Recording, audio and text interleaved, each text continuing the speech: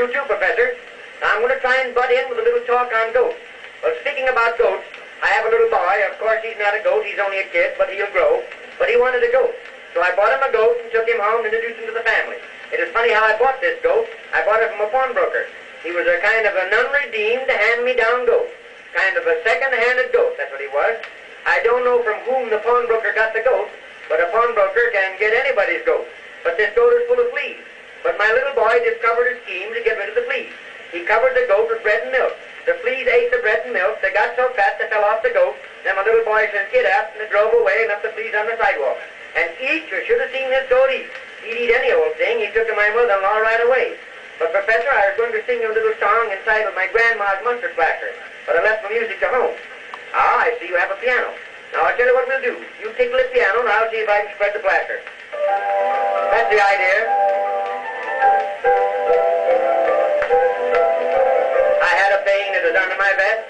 In fact, this pain that was in my chest. I asked my grandma what I'd take, and a mustard plaster she did make.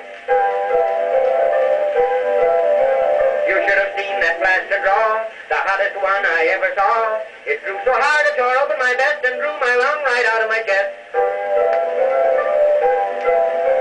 I had to throw the thing away when an actor picked it up, the J. On him it drew so hard, you see, it drew the actor's salary.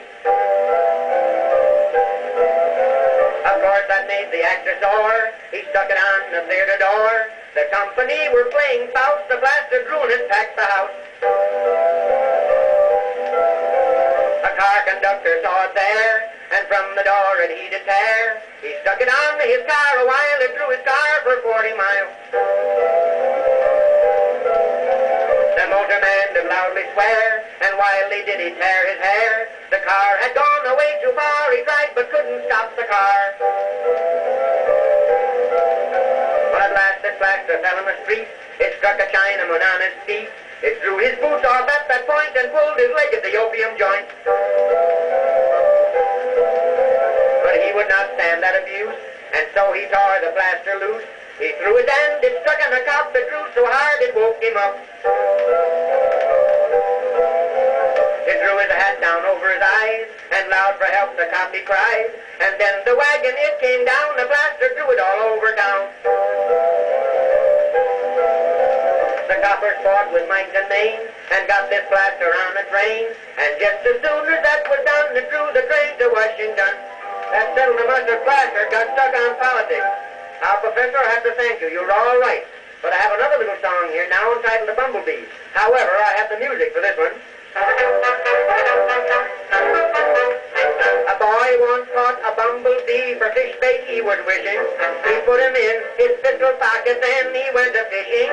He sat down on the bank and on the bee, the little sinner. And now that boy's an awful crank. He stands up to his dinner. A poor old bumblebee, poor old bumblebee. Don't sit on him while you're fishing, or he'll spoil your disposition. Poor old bumblebee, to the boy says he. Now at my beehive you beehive and let the bumblebee. A poor old bumblebee, poor old bumblebee. Don't sit on him while you're fishing, or he'll spoil your disposition. Poor old bumblebee, he says I'm a G. I tried to sting, but I got stung and broke my stingery.